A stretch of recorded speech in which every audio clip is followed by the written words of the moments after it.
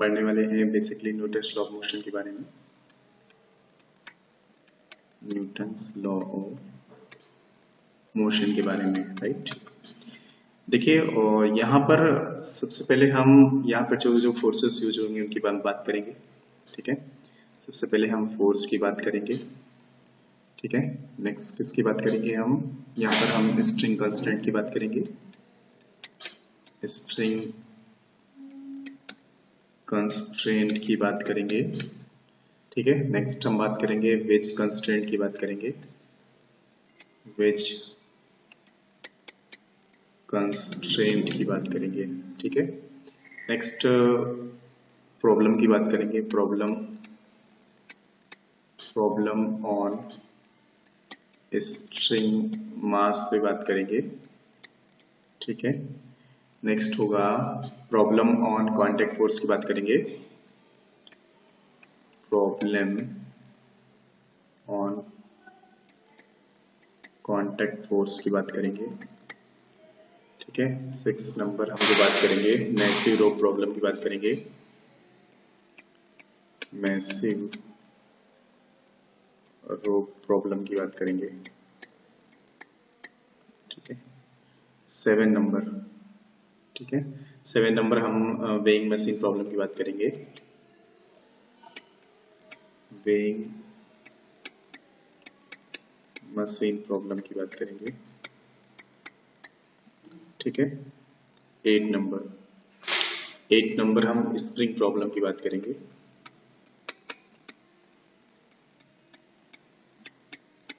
और 9 नंबर जो होगा वो हम वेज प्रॉब्लम की बात करेंगे, वेज प्रॉब्लम की बात करेंगे,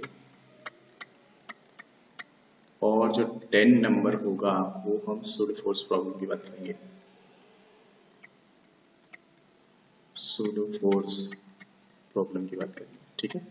तो ये 10 चीजें हम यहाँ पर पढ़ने वाले हैं। सबसे पहले हम फोर्स के बारे में डिस्कस करते हैं यहाँ पर, ठीक है। तो ये आपको क्लियर होगा सारा। देखिए आप, अब हम आ जाते हैं नेक्स्ट पेज पे, और हम यहाँ पे जो फोर्स यूज होंगे उनकी बात करेंगे, ठीक है। फर्स्ट पॉइंट जो हमारा था वो हम फोर्स के बारे में बात करेंगे। जैसे यहाँ पर सबसे पहले हम बात करेंगे ग्रेविटेशनल फोर्स की, ग्रेविटेशनल की बात करेंगे। जैसे मान लो अगर कोई बॉडी है उसका मास m है तो डाउनवर्ड mg एक्ट करता है, ठीक है। ग्रेविटेशनल फोर्स क्या होगा, mg। नेक्स्ट हम जो नॉर्मल फोर्स की बात करेंगे, ठीक है। Normal force n, right. अगर मान लो कोई बॉडी m मास की है और सरफेस रखी है तो ऊपर की तरफ कांटेक्ट फोर्स n एक्ट करता है। नेक्स्ट हम टेंशन फोर्स की बात करेंगे, ठीक है। टेंशन, मान लो दो बॉडीज हैं और वो एक वायर से कनेक्टेड है, राइट। वो क्या है, एक वायर से कनेक्टेड है। तो ये m1 मास है और ये m2 मास है और इधर कोई फोर्स अप्लाइड है। तो यहाँ पर tension away from body take करेगा, यहाँ पर भी एक्शन का रिएक्शन फोर्स, क्योंकि मास वेस्टिंग है तो हमेशा अवे फ्रॉम बॉडी करेगा, ठीक है। तो टेंशन हमेशा अवे फ्रॉम बॉडी करेगा। नेक्स्ट जो चौथा टाइप का फोर्स यहाँ जरूरत पड़ेगी वो होगा स्प्रिंग फोर्स। इस चैप्टर में 4 टाइप के फोर्स की ही जरूरत पड़ेगी, ठीक है। तो स्प्रिंग फोर्स यहाँ पर मान लो कोई बॉडी मास m है तो ऊपर की तरफ kx स्प्रिंग फोर्स एक्ट करेगा, राइट, ओके। और डाउनवर्ड क्या होगा, mg, राइट। तो ये था हमारा स्प्रिंग फोर्स यहाँ पर, ठीक है, ओके। अगर x यहाँ पर क्या है, एक्सटेंशन है जो भी हुआ है इस स्प्रिंग में नेचुरल लेंथ के बाद, राइट। तो अब हम बात, ठीक है, अब आप जाते हैं अपने सेकेंड पॉइंट पे, मींस जो कि है स्ट्रिंग कंस्ट्रेंट पे आ जाते हैं, ठीक है। किसकी बात करेंगे, स्ट्रिंग कंस्ट्रेंट की। तो हमारा सेकेंड पॉइंट होगा स्ट्रिंग कंस्ट्रेंट पे आ जाते हैं, ठीक है। स्ट्रिंग कंस्ट्रेंट कैसे करेंगे, राइट। जैसे मान लो हम इसको समझते हैं, ठीक है, कि इससे हमारा क्या होगा, बेसिकली एक्सेलरेशन रिलेशन आएगा, राइट। मान लो हमारे पास दो बॉडीज हैं, ठीक है, उनके मासेस m1 और m2 है। क्या है, मासेस m1 और m2 है, ठीक है। तो अब इनके एक्सेलरेशन में रिलेशन फाइंड करना है। हमने मान लिया कि इधर इसका एक्सेलरेशन क्या है, a2 है और इसका ऊपर की तरफ क्या है, मान लिया a1। और यहाँ पर अवे फ्रॉम बॉडी टी होगा, क्योंकि मासलेस स्ट्रिंग है, हर पॉइंट पे टेंशन क्या होगा, सेम होगा। तो अगर मैं यहाँ पर लिखना चाहूँ, और बाकी तो आपको पता ही M1G और इधर M2G, अभी उसका रोल नहीं, मेरे को A1 A2 में रिलेशन फाइंड करना है। तो यहाँ पर लगाएंगे सिग्मा T डॉट A, हमें 0 करना पड़ेगा। किसके लिए करते हैं, फॉर एक्सेलरेशन रिलेशन करना है, तो हमें ये करना पड़ेगा। तो टेंशन फोर्स और एक्सेलरेशन उसी डायरेक्शन, तो प्लस का cos 0 होता है ना, तो और टेंशन इधर है, एक्सेलरेशन इधर, तो 180 -1 मतलब माइनस लिखना पड़ेगा, t into A2 equal to 0। t common कर लेंगे, A1 minus A2 equal to 0 means A1 equal to A2, t तो 0 होगा। ये एक्सेलरेशन रिलेशन आ गया हमारा, ठीक है। अब मैं दूसरे कुछ और रिलेशंस की बात करूंगा, ठीक है। तो नेक्स्ट पेज पे आ जाता हूं। नेक्स्ट मैंने एग्जांपल ले लिया, मान लो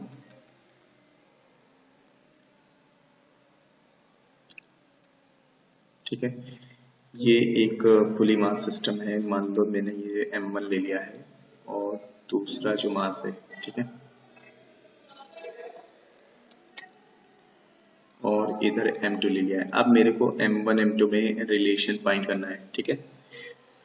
तो मैं क्या करूंगा, कहीं से t मानूंगा, हाफ डिस्ट्रीब्यूटेड हो रहा है, कहीं पे भी t मान लो, मैंने इसको t माना, t2 इधर 2t हो जाता, ठीक है। मतलब अगर t माना है अभी फ्रॉम बॉडी, एक्शन का रिएक्शन फोर्स, यहाँ पे भी t, यहाँ पे भी t, t मिलके कितना हो गया, मासलेस है, तो नेट डाउनवर्ड अपवर्ड फोर्स बराबर होंगे, और ये एक्शन का रिएक्शन फोर्स 2t होगा, यहाँ पर भी 2t होगा, यहाँ पर भी अवे फ्रॉम बॉडी 2t होगा। तो मैं किधर भी मान सकता हूँ, चाहे मैं इसको, अगर मेरे को मासलेस नहीं पता है तो मैं किधर भी मान सकता हूँ, ठीक है। आप किधर भी मान लो, कोई भी ज्यादा कम हो, कोई फर्क नहीं पड़ता है, आप किधर भी मान सकते हो। तो मैंने इधर मान लो, ये मैंने अगर ऊपर मान लिया A1 से, ठीक है, अगर ये ऊपर जाएगा तो इसको नीचे जाना पड़ेगा, बस ये तो कंफर्म है। बाकी आप इसको ऊपर मान सकते थे, इसको नीचे मान सकते थे, कोई आंसर सेम आएगा। एक्सेलरेशन रिलेशन ही तो चाहिए मेरे को, ओके।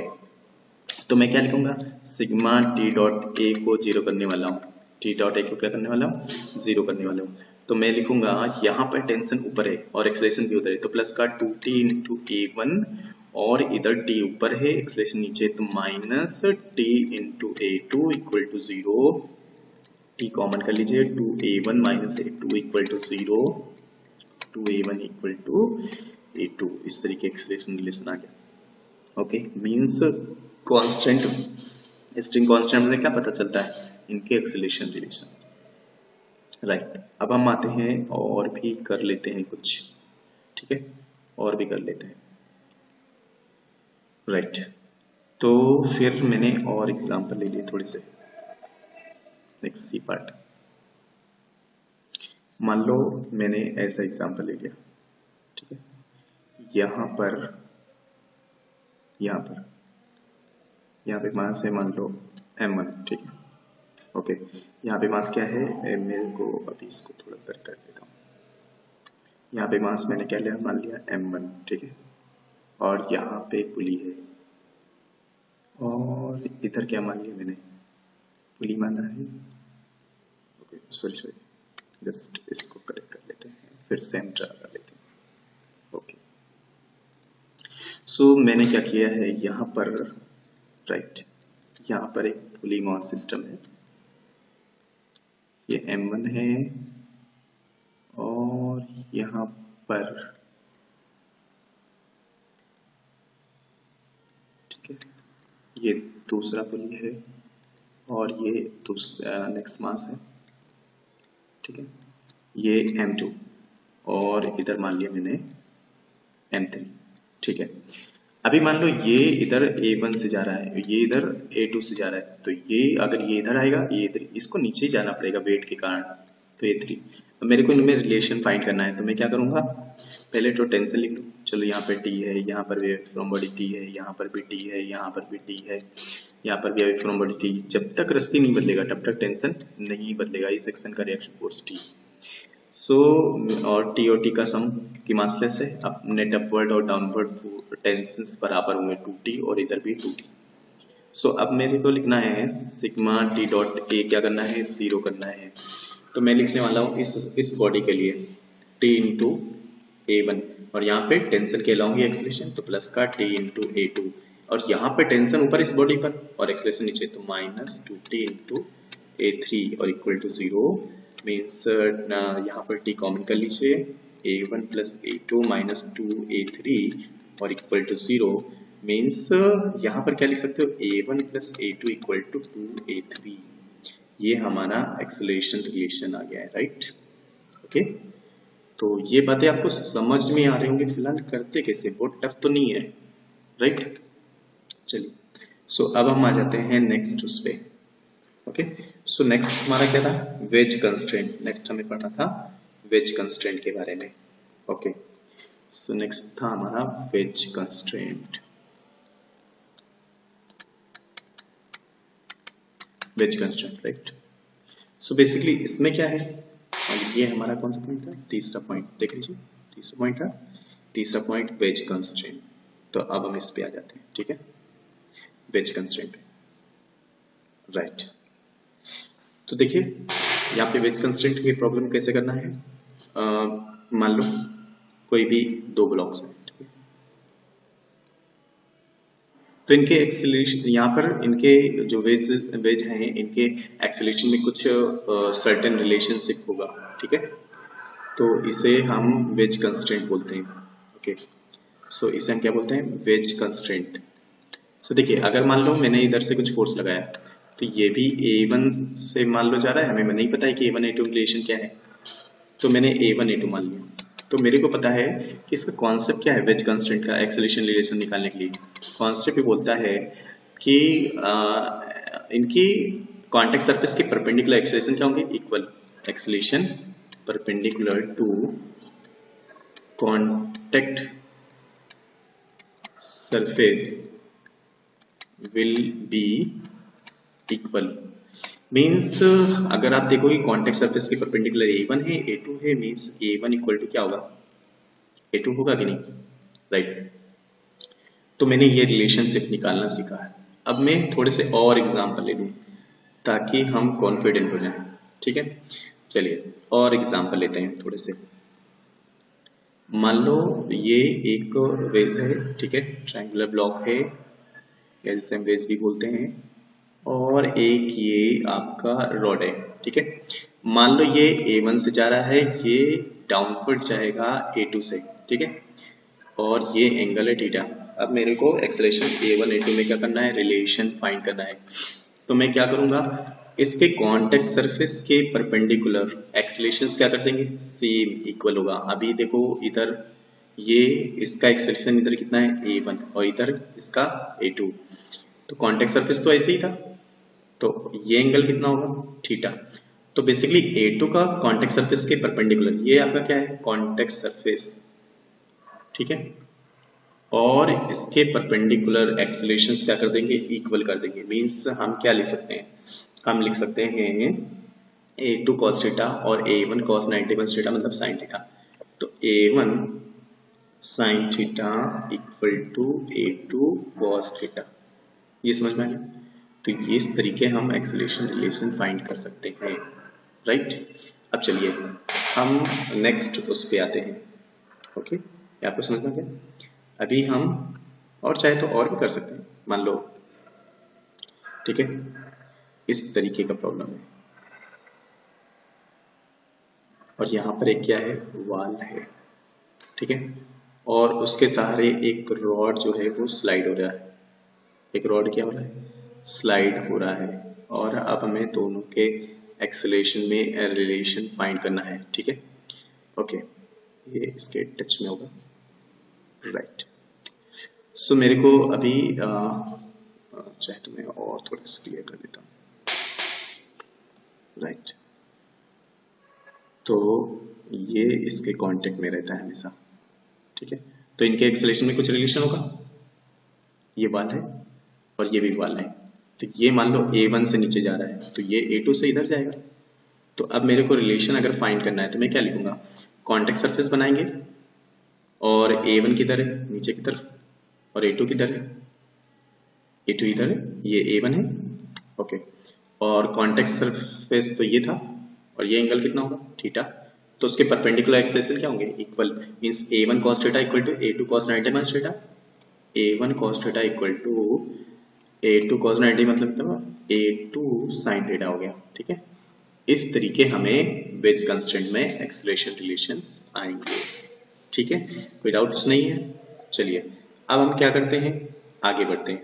हमारा नेक्स्ट पॉइंट क्या था, ठीक है, नेक्स्ट पॉइंट हमें फाइंड करना था स्ट्रिंग मास सिस्टम पे बेस्ड प्रॉब्लम सॉल्व करनी थी। स्ट्रिंग मास सिस्टम पे बेस्ड प्रॉब्लम सॉल्व करनी थी। तो स्ट्रिंग मास सिस्टम की प्रॉब्लम देखते हैं। ठीक है, हमें क्या देखना है, स्ट्रिंग मास सिस्टम का प्रॉब्लम देखना है। देखिए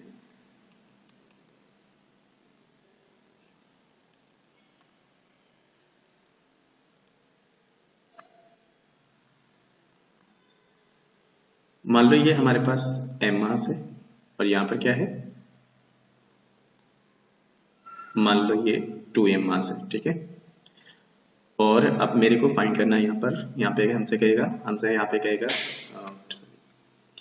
पे कहेगा फाइंड एक्सेलरेशन एंड टेंशन। क्या फाइंड करना है, एक्सेलरेशन एंड टेंशन।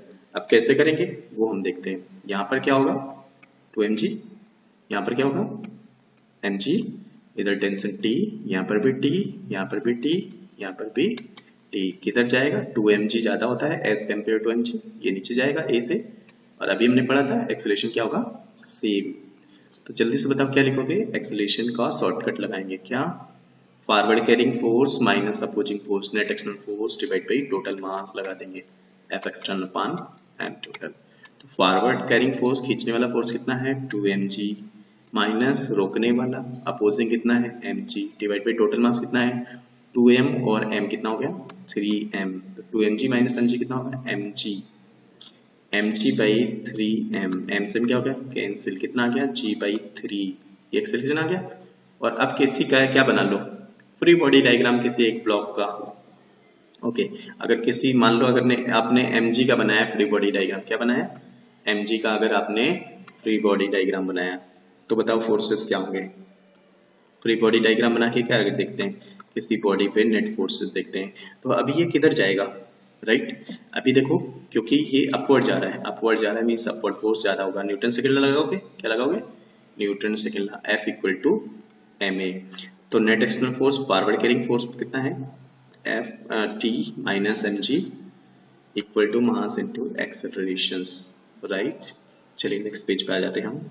तो t equal to mg plus ma, t equal to mg plus ma, mg plus m into a का वैल्यू कितना था g बाई 3, तो 3 प्लस 1 कितना 4 mg बाई 3, ये हमारा टेंशन आ गया। क्या आ गया टेंशन। चलिए अभी हम मेथड 2 देखते हैं। सो क्या देखते हैं, मेथड 2 से करते हैं, दूसरा मेथड से।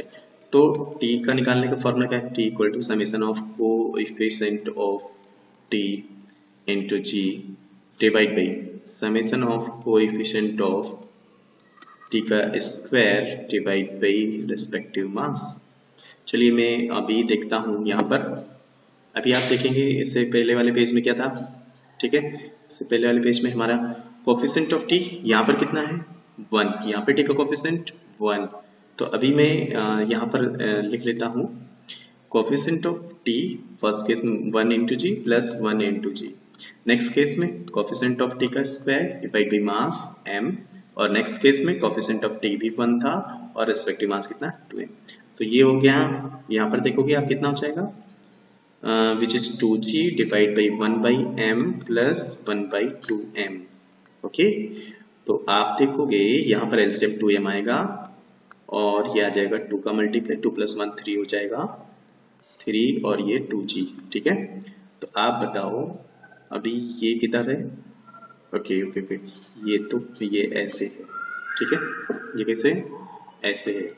तो अभी क्या कर लो आप इसे कितना था ये, अभी हम देखेंगे तो ये 3 बाई 2m, ठीक है। अब ये सबसे ऊपर चला जाएगा तो कितना हो जाएगा, ये हमारा कितना हो जाएगा 3 बेसिकली 2 जा 4 mg बाई 3। देखो यही तो आया था, यही तो आया था हमारा, करते हैं ठीक है, ठीक है। इसके नेक्स्ट इसी के बेस्ड और क्वेश्चन करते हैं। तो देखिए नेक्स्ट एक ब्लॉक है, ठीक है, यहाँ पर,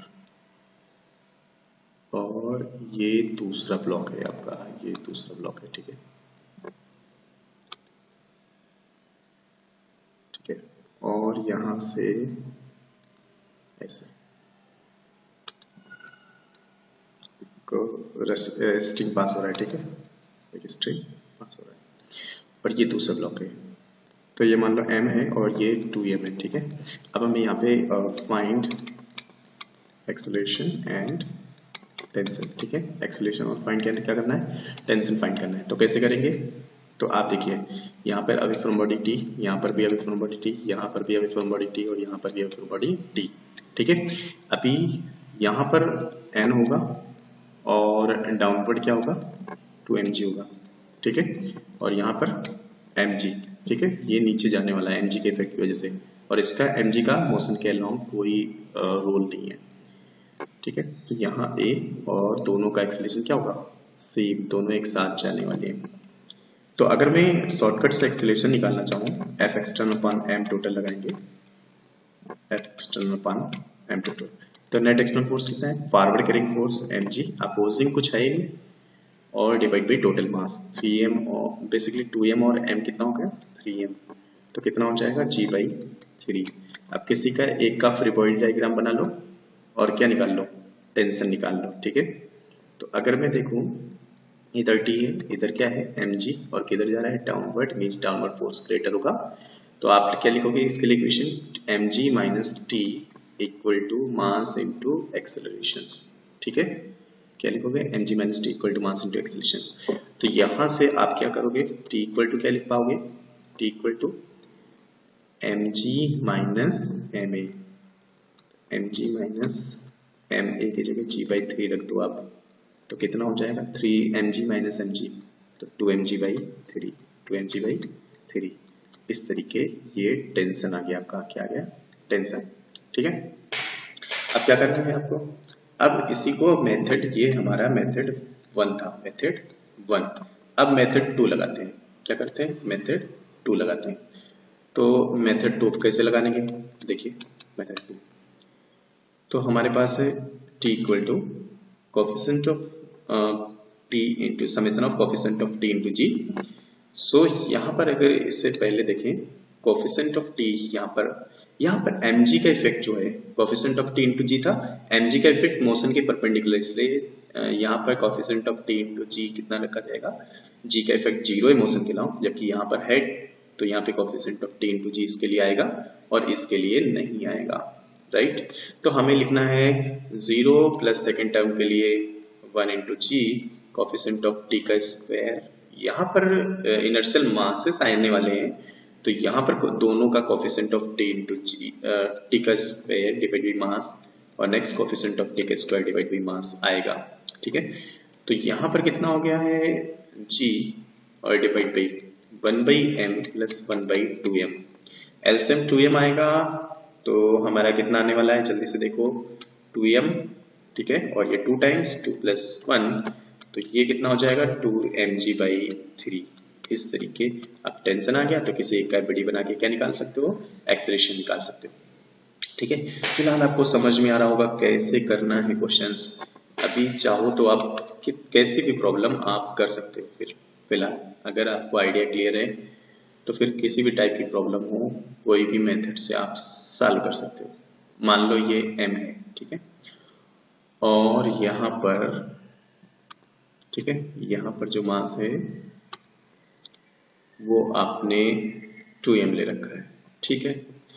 अब बेसिकली ये मान लो 30 डिग्री है, तो इधर क्या होगा 2mg, और इधर क्या होगा, इधर कांटेक्ट फोर्स होगा, ठीक है, इधर क्या होगा, इधर परपेंडिकुलर टू सरफेस क्या होगा, कांटेक्ट फोर्स होगा n, और डाउनवर्ड mg को 2 कंपोनेंट में रिजॉल्व करना पड़ेगा, ये 30 डिग्री होगा, क्या होगा 30 डिग्री, तो mg cos 30 और इधर वाला mg sin 30। अच्छा ये किधर जाएगा, जिधर वाला ज्यादा होगा, तो sin 30 1/2, mg/2 ज्यादा है या 2mg, 2mg ज्यादा है, तो फिर ये नीचे आना पड़ेगा a, एक्सेलरेशन दोनों का क्या होगा, सेम। ये हमने कांस्टेंट में भी देखा है।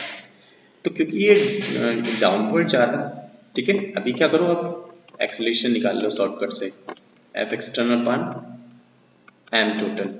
तो फॉरवर्ड कैरिंग फोर्स कितना है 2mg माइनस अपोजिंग कितना है mg/2 divide by total mass कितना है 3m। तो कितना हो जाएगा, बेसिकली ये कितना होने वाला है 2mg माइनस mg/3m, मतलब g/3 कितना आया g/3, राइट। ओके, कुछ रहे तो नहीं है 2mg और अच्छा mg/2 था भाई, मिस्टेक ही रह गया, तो मैं इसको करेक्ट कर लेता हूँ।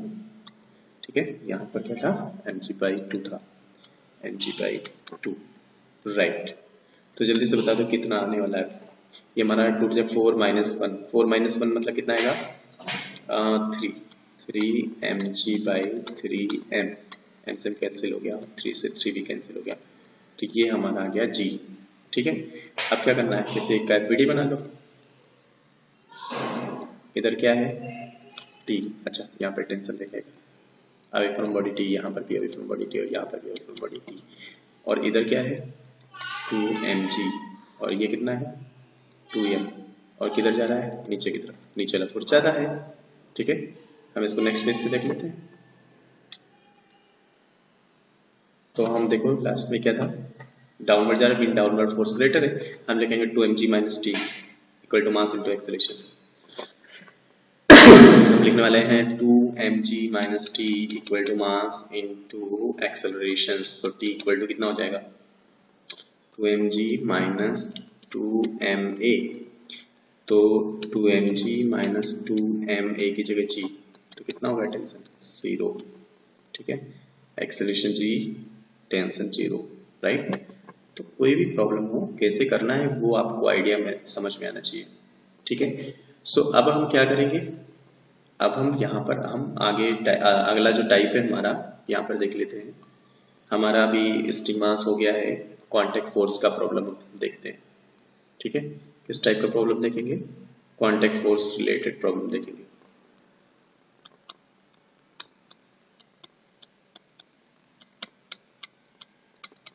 कांटेक्ट फोर्स वाला प्रॉब्लम कैसे करना है वो देखो।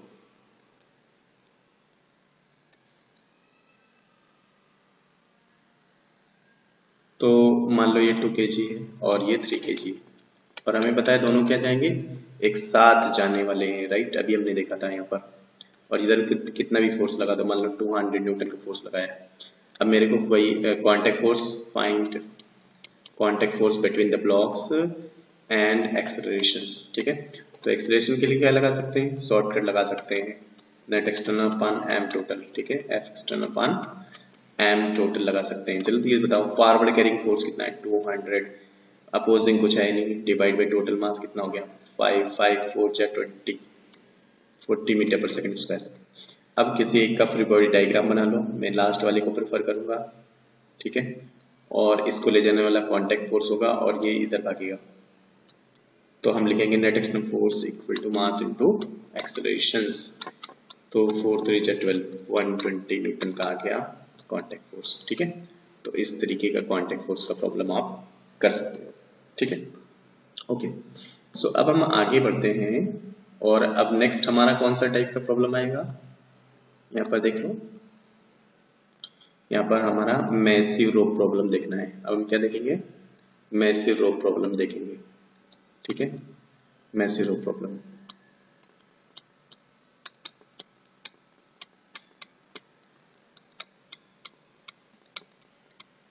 मैसिव रोप प्रॉब्लम कैसे करना है।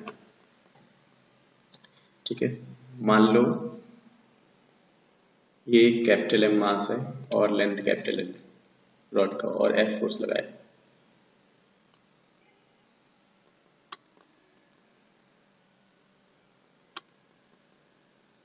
और ये पुल कर रहे हैं एफ फोर्स से हॉरिजॉन्टली। ठीक है, तो हमें पता है okay N equal to the M G होगा उसका रोल। यहां से एक्स डिस्टेंस पे पॉइंट पी पर हमें क्या बताना है, टेंशन बताना है। ठीक है, point tension eight point P. तो जिस पॉइंट पे टेंशन पूछेगा उसी पॉइंट से कट कर देना आपको। तो ठीक है, x डिस्टेंस पे निकालना है, तो आपको क्या करना है, उस पॉइंट से कट कर दोगे। तो अगर आप देखो तो हमें इस l माइनस एक्स लेंथ का मास की जरूरत पड़ेगी। ठीक है, ये अगर x है तो l माइनस एक्स हो जाएगा। ओके, तो हम यूनिट लेंथ का पहले मास निकालना पड़ेगा यहाँ पे में। ठीक है, जिसे बोलते हैं linear mass density.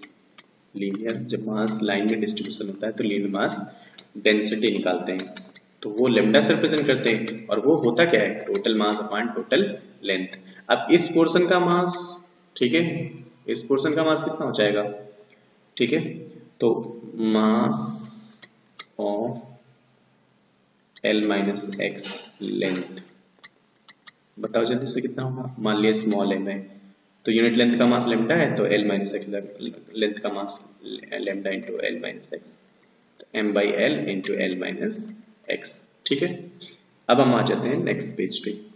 Okay, so देखिए, सो अब इसके लिए बेसिकली हम क्या करेंगे, हमें फोर्स निकालना था, तो देखिए हम FBD बनाएंगे, फ्री बॉडी डायग्राम।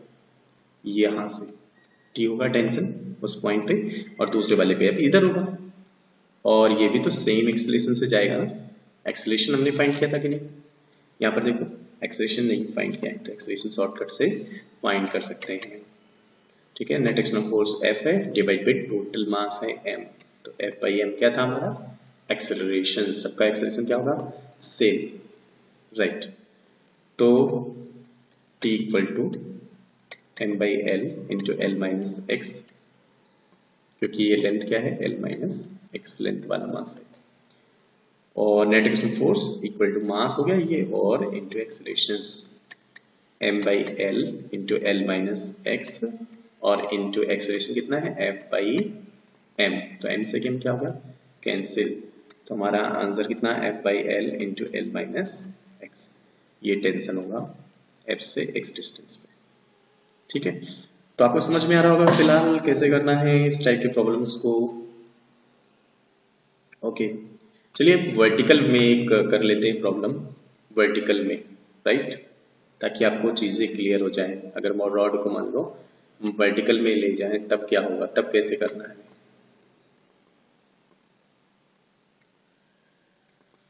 मान लो ये हमने 300 न्यूटन का फोर्स लगाया है, और ये 10 kg रॉड है, और ये 10 मीटर लेंथ है, और हमें यहां से 2 मीटर की डिस्टेंस पे पॉइंट P होगा, उस पे हमें निकालना है फाइंड टेंशन। ठीक है, तो हमें पता है सबका सब एक साथ जाने वाला एक्सेलरेशन सेम होगा, तो forward carrying force 300 minus opposing 10G क्या होगा, बीट होगा, नहीं नीचे की तरफ लगेगा, minus 10G divide by mass which is 10, तो कितना हो गया 300 माइनस 100 मतलब 200।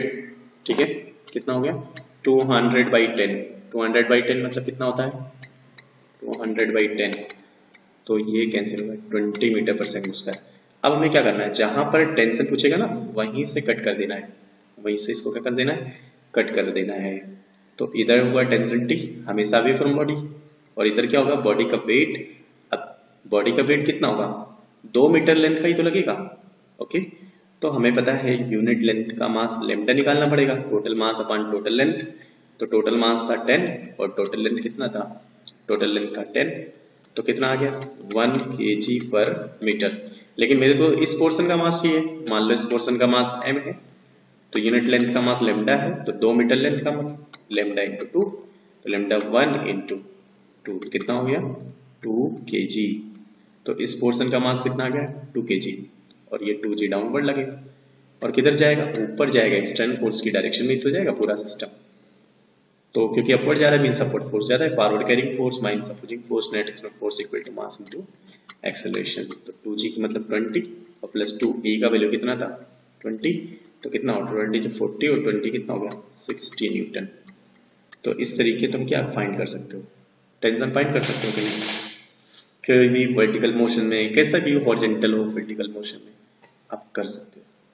ठीक है, चलिए सो अब हम आएंगे नेक्स्ट टाइप की प्रॉब्लम में, और नेक्स्ट टाइप का हमारा देखिए कहाँ तक हो गया है, हमारा हो गया मेसिरो प्रॉब्लम, हो गया वेइंग मशीन प्रॉब्लम।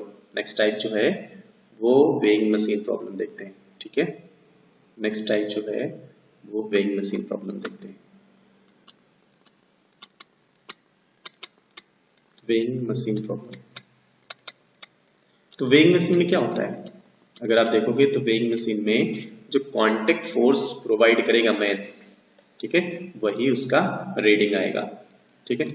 तो देख लेते हैं, अगर मान लो कि वेइंग मशीन कांस्टेंट वेलोसिटी से जा रहा होता, ये सबसे पहले रेस्ट में वेइंग मशीन रखा हुआ है, लेफ्ट में वेइंग मशीन, और यहाँ पे कोई पर्सन है, ठीक है, यहाँ पर क्या है, कोई पर्सन है, और ये रेस्ट में है, क्या है, रेस्ट में। इसका मास है, मान लो पर्सन का मास 60 kg है, इस पर्सन का मास कितना है, 60 kg है। तो क्योंकि ये कहीं नहीं जा रहा है, मतलब अपवर्ड एंड डाउनवर्ड फोर्स बराबर है, इस पर्सन पे अगर देखोगे, इस पर्सन पर ऊपर की तरफ contact force, downward mg means 60g, हमेशा कांटेक्ट फोर्स ट्रांसफर करना है बॉडीज के बिटवीन में, कभी वेट ट्रांसफर नहीं होता है। तो n ऊपर की तरफ लग रहा है और mg नीचे, तो यहाँ पर क्योंकि रेस्ट में है तो अपवर्ड और डाउनवर्ड फोर्स बराबर है, मतलब n इक्वल टू 60g, मतलब 600 न्यूटन का कांटेक्ट फोर्स होगा। अब जितना कांटेक्ट फोर्स इस मैन को मिल रहा है उतना ही तो क्या किसको मिलेगा, अगर वेइंग मशीन का डायग्राम बनाओगे तो वेइंग मशीन को भी तो इतने से प्रेस कर रहा है, n से, मतलब 600 न्यूटन से, तो यही क्या हो जाएगी। अगर आप देखोगे तो वेइंग मशीन को इधर से कोई मान लो कांटेक्ट फोर्स मिल रहा है n डैश, तो क्योंकि ये रेस्ट में है मतलब ऊपर नीचे के फोर्स बराबर है, तो n डैश जो है वो भी n के बराबर होगा, तो इसको जो नॉर्मल प्रेसिंग फोर्स मिल रहा है वो कितना है, 600 न्यूटन, और वही क्या हो जाएगी, रीडिंग। अब इसी में अगर ये कांस्टेंट वेलोसिटी से ऊपर या नीचे जाता, ठीक है, ये है वेइंग मशीन, और अगर ये लिफ्ट कांस्टेंट वेलोसिटी से, ये मान लो 60 kg ली हमने, और कांस्टेंट वेलोसिटी से अपवर्ड जा रहा है, कुछ भी हो सकता है वो, ठीक है, बट ये हमें पता है वो कांस्टेंट है, कुछ भी हो सकता है, 254 कुछ भी।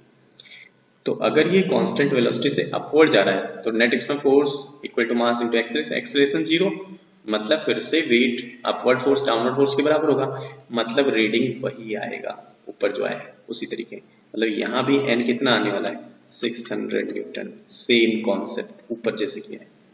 अभी मान लो ये ऊपर ना जाके कुछ कांस्टेंट वेलोसिटी से नीचे जा रहा होता, तब भी आंसर क्या रहता हमारा, सेम, ठीक है, चेंज नहीं होगा, ध्यान रखना, कांस्टेंट वेलोसिटी से जाने पर आंसर नहीं बदलता है, ठीक है, क्योंकि एक्सेलरेटेड है नहीं एक्सेलरेशन, तो 600 न्यूटन आएगा इस केस में भी आंसर। अब मान लो हमने ये सारे केसेस देखे, फर्स्ट देखा, सेकंड देखा, थर्ड देखा, और अभी ये क्या कर रहा है, अभी एक्सेलरेटेड है, अगर अगर क्या है, एक्सेलरेटेड, तब कैसे करेंगे। अभी मान लो ये वेइंग मशीन है और यहाँ पे कोई पर्सन है, स्टैंड कर रहा है, और अब अपवर्ड जा रहा है कुछ एक्सेलरेशन से कुछ भी हो सकता है वैल्यू, और ये मान लो 60 kg मैंने ले लिया, तो मेरे को पता है जो, ठीक है, मैन का एफबीडी बनाना पड़ेगा, फ्री बॉडी डायग्राम एफबीडी। सो यहाँ पर देखोगे डाउनवर्ड क्या है 60g, और ऊपर की तरफ कांटेक्ट फोर्स n, और किधर भाग रहा है, अगर विद रिस्पेक्ट टू ग्राउंड देखें ऊपर की तरफ, तो ऊपर वाला फोर्स ज्यादा होगा, तो ये लिखेगा n forward carrying force minus opposing force, net action force equal to mass into accelerations. तो n इक्वल टू कितना हो जाएगा, 60g प्लस a, ध्यान रखना बढ़ रहा है ना, mg में से कुछ ऐड हो रहा है ना, तो वेट इनडायरेक्टली बढ़ेगा इस पर्टिकुलर केस में। अभी मान लो हमने ये 4th नंबर है, 5th नंबर, अभी मान लो ए एक्सेलरेशन से किधर जाने लगता, ये जो लिफ्ट है वो डाउनवर्ड जाने लगता, एक्सेलरेशन से नीचे की तरफ जाने लगता, तब वेइंग मशीन का रीडिंग क्या होता, ठीक है। अभी ये ए से डाउनवर्ड जा रहा है और मान लो मैंने 60 kg ले लिया, तो फिर से वही एफबीडी बनाता मैं, और यहाँ पर क्या लिखता, जरा ध्यान से देखो, यहाँ पर है 60g और यहाँ पर है n, और ये किधर भाग रहा था, नीचे की तरफ विद रिस्पेक्ट टू ग्राउंड, तो नीचे वाला फोर्स ज्यादा होगा, मतलब 60g minus n equal to mass into accelerations. तो मेरे को n इक्वल टू क्या होता, 60 तो कॉमन आ जाता, और G माइनस ए कम हो जाता है ना, घट रहा है, तो कॉन्टैक्ट फोर्स कम आता, रीडिंग कम आएगा। समझ में आ रहा है? जो N होगा वही उसका रीडिंग होगा वेइंग मशीन का, ये हमने पहले भी देखा है। ठीक है, तो अब हमारा ये वेइंग मशीन वाला हो गया। कौन से प्रॉब्लम कर लिया हमने? वेइंग मशीन प्रॉब्लम कर लिया। अब हमें स्प्रिंग वाला प्रॉब्लम देखना है। कौन सा प्रॉब्लम देखेंगे आप? स्प्रिंग रिलेटेड प्रॉब्लम देखेंगे। तो स्प्रिंग रिलेटेड प्रॉब्लम देखते हैं। देखिए, स्प्रिंग का प्रॉब्लम बहुत आसान होता है, रस्सी जैसा मानना है और सॉल्व कर ले, टी की जगह के एक्स से रिप्लेस कर देना है। देखिए, मान लो ये एक स्प्रिंग है और यहाँ पर स्ट्रिंग है, ठीक है, और ये मास m1 है और ये मास m2 है और ये स्प्रिंग कांस्टेंट k। तो इनिशियली क्या हुआ है? फोर्सेस बैलेंस हो गए और कुछ टाइम के बाद क्या किया गया? इसको अगर कट कर दिया गया तो बताओ कि इनके एक्सेलरेशंस क्या होंगे। ठीक है, आफ्टर कटिंग हमें एक्सेलरेशंस बताने। तो इनिशियल देखो, इनिशियल तो फोर्सेस बैलेंस थे, ऊपर की तरफ मान लो एक्स एक्सटेंशन हुआ है, के एक्स होगा और ये m1 मास है, डाउनवर्ड वेट होगा m1g और स्ट्रिंग वाला टेंशन भी रहा होगा। सो क्योंकि फोर्स बैलेंस थे, ऊपर वाला फोर्स नीचे वाले फोर्स के बराबर होगा।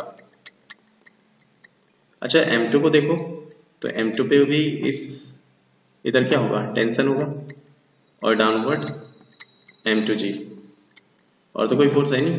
अब फोर्स क्योंकि रेस्ट में था, फोर्सेस बैलेंस होंगे। तो इन दोनों को सॉल्व करके तुम क्या निकाल सकते हो? टी का वैल्यू यहां रख दोगे, के एक्स आ जाएगा, राइट। अच्छा, तो मेरे पास के एक्स का वैल्यू कितना आ गया? m1 प्लस m2 इंटू जी।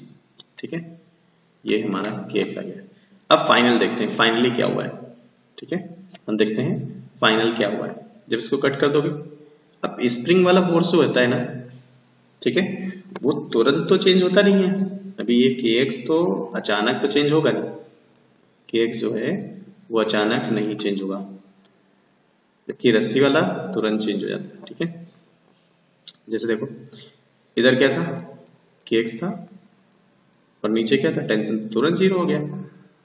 ठीक है, और ये मास कितना है? m1, इधर m1g, ये नहीं चेंज होगा तुरंत।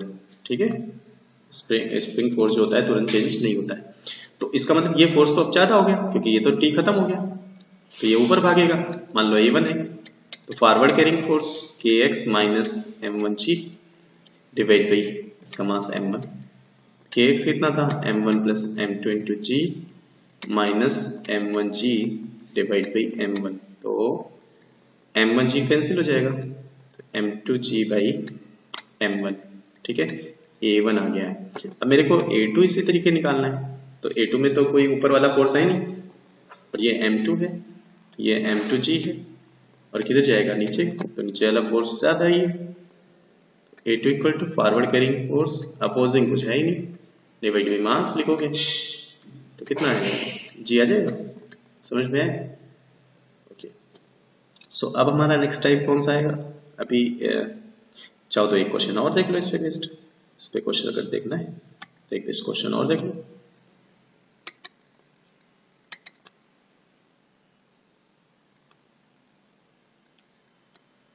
m1 k1 m2 और ये m3 k2 और k3। अब देखिए इनिशियल और वही यहां से इसको बोल रहा है कि यहां से कट कर दिया गया, इनिशियली तो इक्विलिब्रियम पे था, ऐसे कट कर दिया गया। तो कह रहा है फाइनली बताओ तीनों का एक्सेलरेशन क्या होगा। ठीक है, find a1 a2 and a3 after cutting this. तो पहले मैं इनिशियल देख लूं, क्या देखूंगा? इनिशियल देखूंगा सबसे पहले। ठीक है, तो इनिशियली क्या था? ऊपर क्या था? इधर मान लो x1 एलोंगेशन हुआ है और नीचे क्या लग रहा होगा? k2 x2 मान लो एलोंगेशन हुआ है और वेट भी तो होगा ना m1g, राइट। तो फोर्सेस बैलेंस होंगे, मतलब क्या लिखोगे तुम, ऊपर वाले फोर्स नीचे वाले फोर्स के बराबर होंगे। K1x1 equal to K2x2 plus M1G, equation 1 हो गया। आपको क्या करेंगे, M2 का FBD बनाते हैं, एक इधर फोर्स है, इधर वेट है, और साथ साथ स्प्रिंग K3x3 है, और इधर K2x2 था, तो ये भी रेस्ट में था, मतलब फोर्सेस बराबर थे। K2x2 इक्वल टू क्या होगा, M2G प्लस K3x3, तो ये हमारा इक्वेशन 2 हो गया। अभी तीसरे का बनाओ, M3 का, इधर क्या था K3x3, और इधर क्या है M3G, किधर भाग रहा है, कहीं नहीं जा रहा है, तो ऊपर नीचे फोर्स बराबर है। K3x3 इक्वल टू क्या होगा, M3G, राइट। इन तीनों को सॉल्व करिए, अभी ये वैल्यू यहाँ रख दो, K2x2 आ गया, K2x2 को फर्स्ट वाले में रख दो, क्या आ गया, K1x1 आ गया। अब क्या करना है उसके बाद फिर आसान है फिर, ठीक है। उसके बाद फिर आगे बढ़ते हैं, अभी देखते हैं क्या करना है उसके बाद कट कर दिया जब हमने, ठीक है, जब हमने इसको कट कर दिया है तब क्या करना है, सो K1x1 और इधर क्या है M1G, और K2x2 तो खत्म हो गया, तो वो हट ही गया, तो उसका काम खत्म हो गया। अब ये बताओ K1x1 तो ज्यादा था, बट एलोंगेशन नीचे वाले वेट की वजह से भी था, तो इसका मतलब ये ऊपर भागेगा, और एक्सेलरेशन A1 इक्वल टू क्या हो जाएगा, K1x1 minus M1G divide by M1। जरा आप M2 के बारे में बात करो, ठीक है। देख लेते हैं हमारा प्रॉब्लम क्या था, जी जी, ठीक है। तो ये तो हमारा हो गया, अभी इसका काम तो खत्म हो गया, K2x2 तो M2 की, लेकिन ये तो अचानक चेंज नहीं होगा ना, ये तो ज्यादा है नीचे वाला, M2 का FBD बनाओगे तो, और K2x2 तक का काम खत्म हो गया, ठीक है। तो हम देखते हैं, अभी M2 है और इधर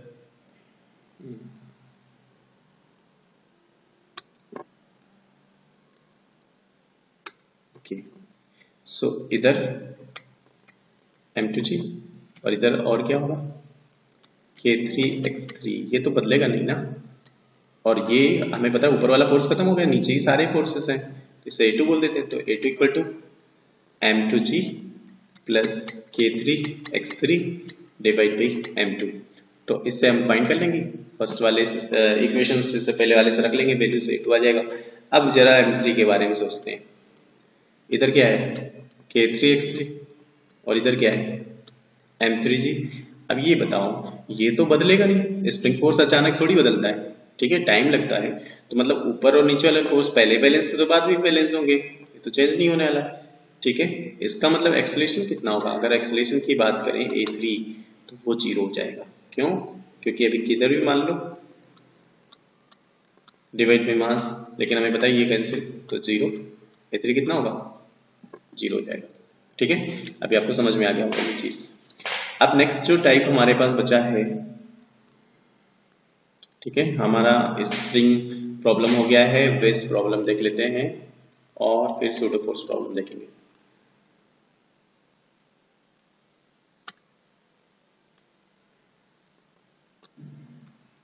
चलिए वेस्ट प्रॉब्लम देखते हैं।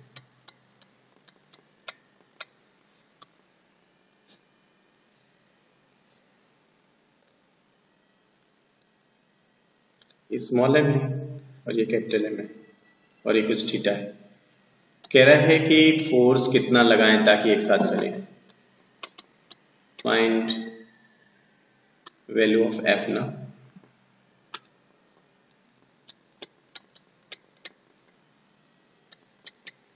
so that both blocks move together, दोनों ब्लॉक क्या करें एक साथ चलें, ठीक है।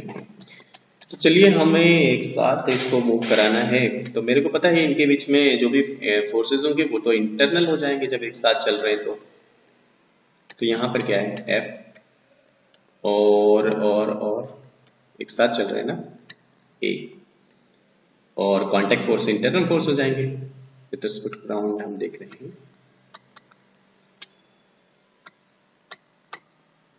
एक साथ ही चल रहे होंगे, जब कोई स्लिपिंग नहीं होगी।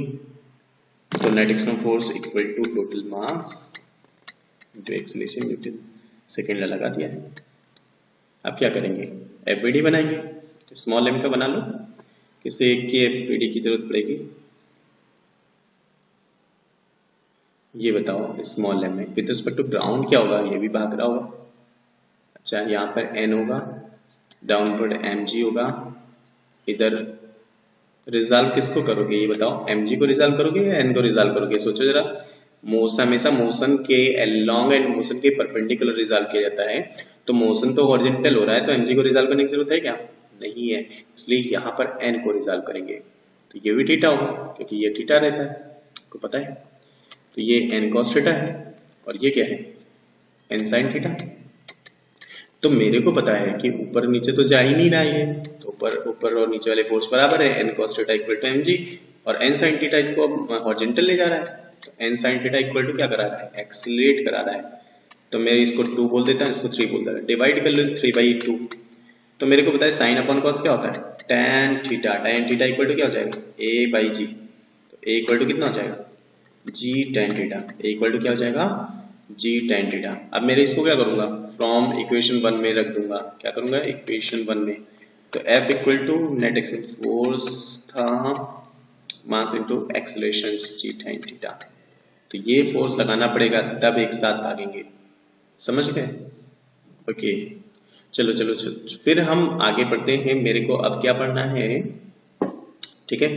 अब मेरे को पढ़ना है सूडो फोर्स वाला प्रॉब्लम। इसी प्रॉब्लम को मैं सूडो फोर्स से भी कर सकता था, ठीक है। चलो तो मैं और प्रॉब्लम भी ले लेता हूं सूडो फोर्स के लिए। यहां पर है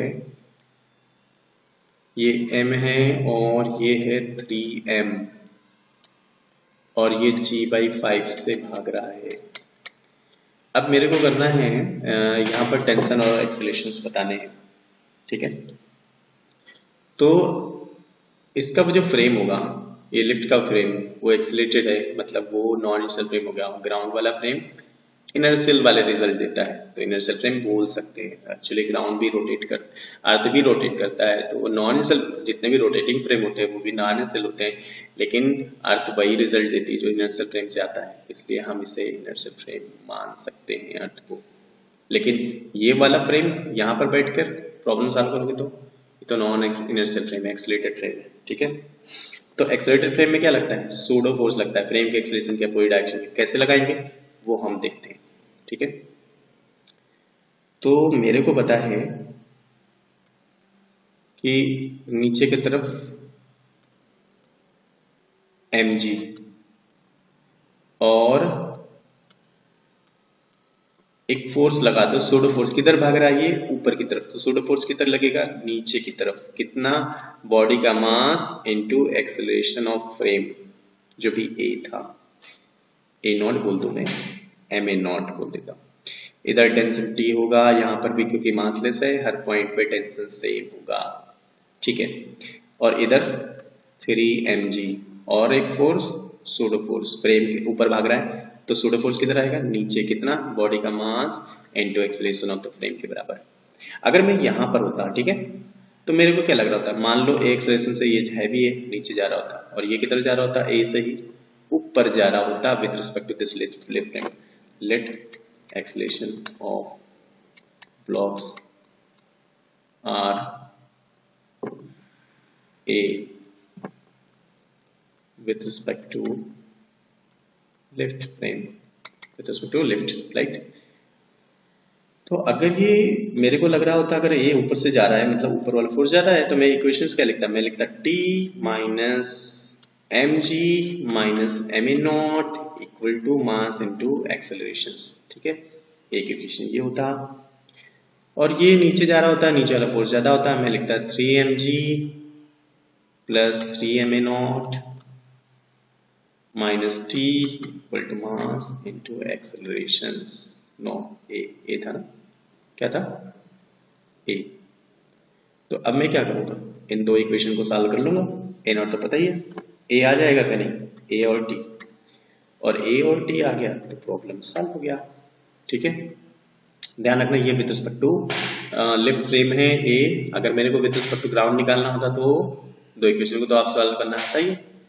अगर इसका expression with respect to ground लिखना होता, मान लो m का, ठीक है, तो ए m का किधर था, ए ऊपर था, और अगर दोनों सुपर इम्पोज करते हैं तो विद रिस्पेक्ट टू ग्राउंड हो जाएगा। तो ये ए नॉट से लिफ्ट और ऊपर जा रहा है, ठीक है, तो इन दोनों को क्या हो जाएगा, ऐड हो जाएगा। तो नेट इसका अपवर्ड क्या हो जाएगा, इसका नेट अपवर्ड एक्सेलरेशन हो जाएगा a प्लस ए नॉट, ये आएगा। अगर मैं ये हमारा विद रिस्पेक्ट टू ग्राउंड होता है आंसर, ज्यादातर विद रिस्पेक्ट टू ग्राउंड ही होता। तो फिर उन इक्वेशन को सॉल्व करके आपने क्या निकाल लिया होगा। अभी आप देखो ये किधर जा रहा होता है, नीचे जा रहा था ये, और साथ साथ लेफ्ट किधर जा रहा है, ऊपर। दोनों को जोड़ दो, मतलब सुपर इम्पोज कर दो। सुपर इम्पोज करोगे तो बताओ, अगर इसका नेट डाउनवर्ड एक्सेलरेशन बताना होता तो क्या लिखते तुम, ए नीचे वाला पॉजिटिव मान लेते, जिधर डाउनवर्ड अगर बता रहे हो तो ये वाला पॉजिटिव मान लोगे, और माइनस ए नॉट, तो ये विद रिस्पेक्ट टू ग्राउंड आ जाता। इसका acceleration with respect to ground ये होंगे ए प्लस ए नॉट और ए माइनस ए नॉट। कोई डाउट है?